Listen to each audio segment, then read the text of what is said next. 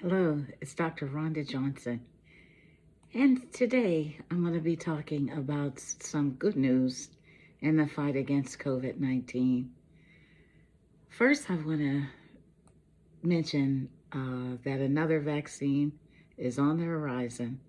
We all heard about it this week that pharmaceutical manufacturer Moderna released its preliminary COVID 19 results, and this vaccine's effectiveness in its phase 3 clinical trials show that it's 94.5% effective.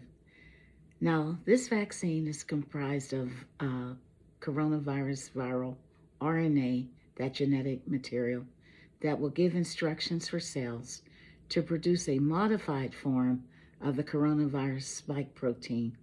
And that's the immune system's primary target against these coronaviruses. Some key points about the Moderna coronavirus vaccine: it remains stable in refrigerators for a month in ordinary freezers, unlike the Pfizer vaccine, so this will make it easier to deploy logistically. It is also a two-dose shot regimen given roughly 20 to 28 days apart. And the vaccine is said to be protective against severe cases of COVID 19. And Moderna has said that they have enough vaccine out the gate to vaccinate 25 million people. So that is some good news. And here's another good bit of good news: there's a new treatment for COVID 19. The FDA approved bamlanivimab. That's a mouthful. We'll call it BAM monoclonal antibody for short. But what is it? It's a monoclonal antibody that is used in the treatment of COVID 19. Now, what are monoclonal antibodies? You may want to know. They are man made proteins that look like and act like human antibodies that circulate in the immune system. Monoclonal antibodies are one of the most powerful types of medication that we have today. And these monoclonal antibodies will neutralize the coronavirus.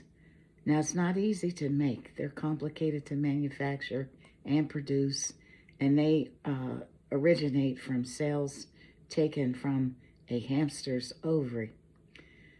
But this bamlanivimab was identified from blood samples taken from the first American patients who recovered from COVID 19 and synthesized and reproduced through the cell. So who can get this drug? Adults and pediatric patients 12 and up. But there's some catches for it. They have to test positive for COVID 19. It's used for the treatment of mild to moderate COVID 19. It should be given as soon as possible after positive test result within 10 days of symptom onset. Now, this BAM monoclonal antibody, I'll call it the made-up name, is not for very sick COVID patients who are hospitalized or on oxygen or on the ventilator or near being on the ventilator. It's for folks who are still outpatient, but who are high risk.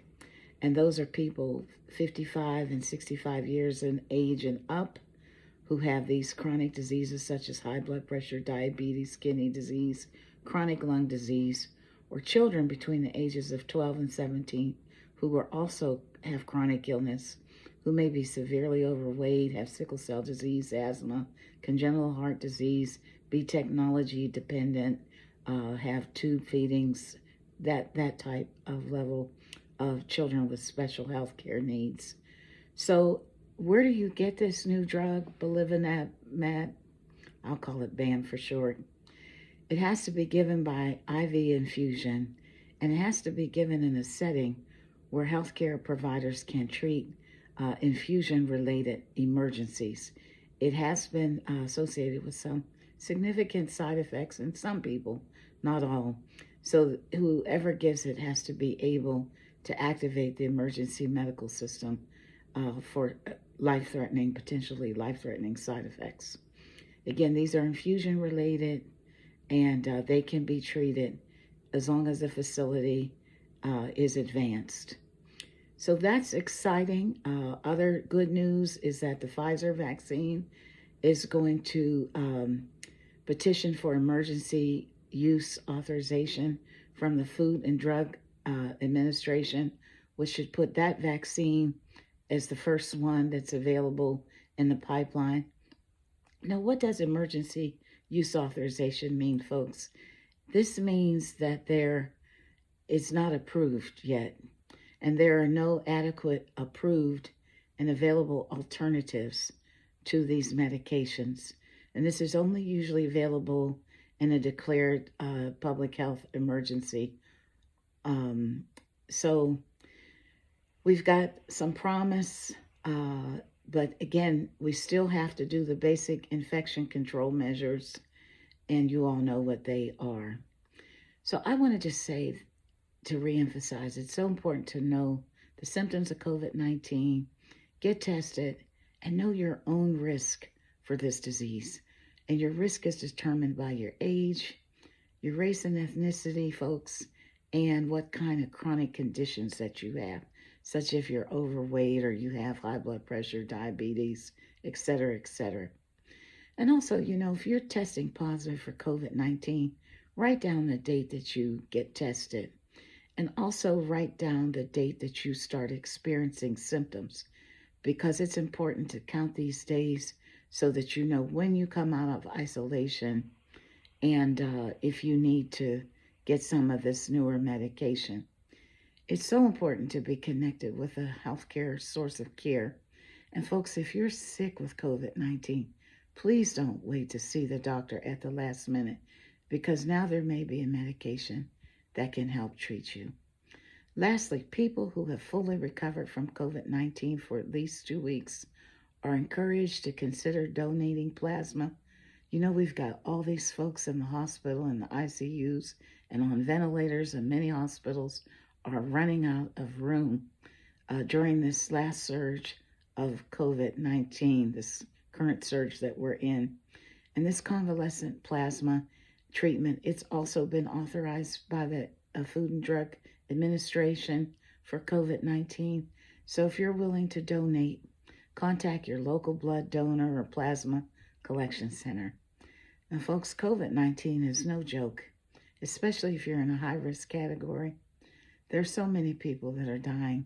Yesterday, a person died every minute of yesterday of COVID-19, and then 300 more people died. It's going to get worse. Experts are warning, with the holidays, people traveling, having gatherings, the coronavirus is going to be right there. So the best COVID-19 infection is the one that never happens. Please, folks, defend yourself against this virus like your life depends on it, because it just might. This is Dr. Rhonda Johnson. Thank you for listening. I hope that you stay safe and stay prepared and stay on the defense mode to prevent from getting this virus. My views are my own. Have a blessed day.